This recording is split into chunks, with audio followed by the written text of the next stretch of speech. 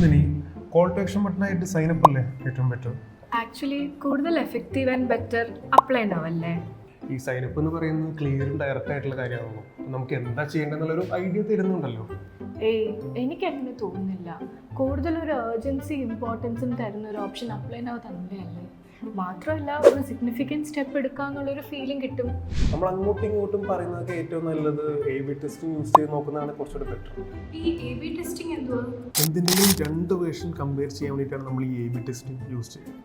ഇപ്പോൾ നമ്മൾ നോക്കാറില്ലേ, ഇപ്പോൾ വെബ് പേജ് ആണോ അല്ലെങ്കിൽ ഇമെയിൽ ആണോ നന്നായി പെർഫോം ചെയ്യുന്നതെന്ന് നോക്കാറില്ലേ, അതേപോലെയാണ് ഈ സംഭവം.